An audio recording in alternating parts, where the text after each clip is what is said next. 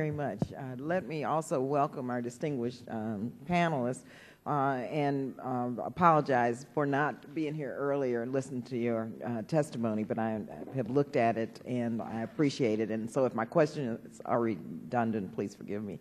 I wanted to just ask you with regard to our own nuclear arsenal and the whole issue of deterrence. With Iran, North Korea, Pakistan, and other countries which have nuclear weapons, their rationale is also one, in many ways, of deterrence. Where does this stop in terms of disarmament? And also, with regard to India, as it relates to their nuclear development and not being part of the non-proliferation treaty. How does that factor in if we're talking about a world without nuclear weapons? I mean, I guess I have to say, is this pie in the sky? Is this idealistic? Is this something that we wish for but will never happen? Because someone's going to have to, some countries are going to have to just say, let's stop it, let's halt this, and begin walking down that path. But if Iran and North Korea, Pakistan, the United States, and other countries are saying we have to have these weapons for deterrence purposes, how do we ever get there, or do we ever get there? Any of the panelists. Dr. Perry, I was reading some of your comments. Maybe you may want to respond to this. I just make one comment in respect to that question, and in this I'm quoting Senator Sam Nunn, who said that the vision of a world without nuclear weapons is like the top of a mountain, and that today we cannot even see the top of that mountain.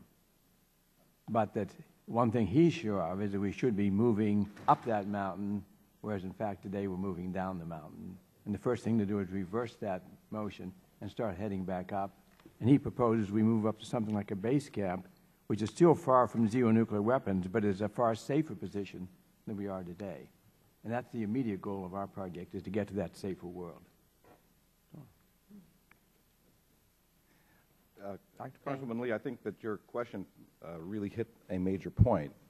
And let me just respond by saying, as long as countries see the need for nuclear weapons for their security, we are not going to get to nuclear zero. So then the question that follows from that is, under what conditions will countries not see nuclear weapons as necessary for their security? I can only see two contexts within which that's possible.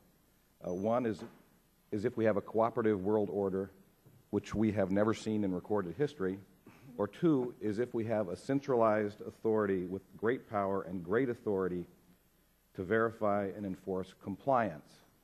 We haven't seen such an institution possibly since the Roman Empire, at least for the western part of the world.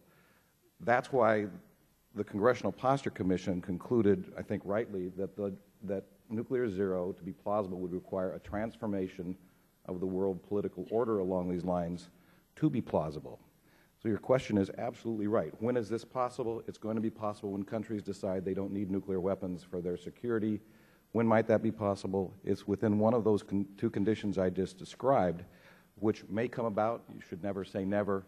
But for either of those conditions to take place, either a cooperative world order or a centralized authority with great power, would be a more dramatic change in the world political order than the fall of the Roman Empire. They don't happen very often.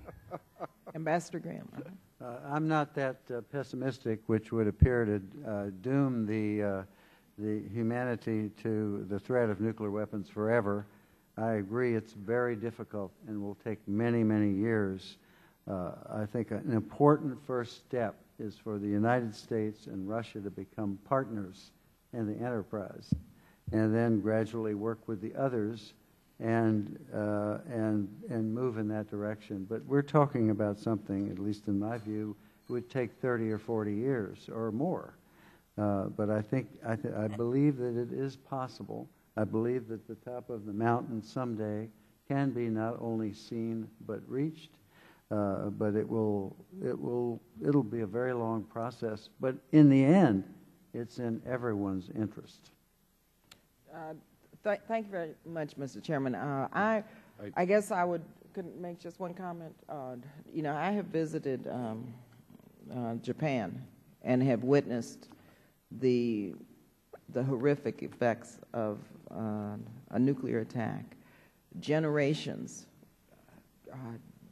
which weren't even there during the attacks, are feeling and have, you know, been impacted by the attack. And I think if people think that this is something that's going to take 30 or 40 years, you know, I really worry about that, because as long as we see this long-term trajectory to begin to even turn in the direction, you know, there's always the threat of more countries becoming nuclear capable.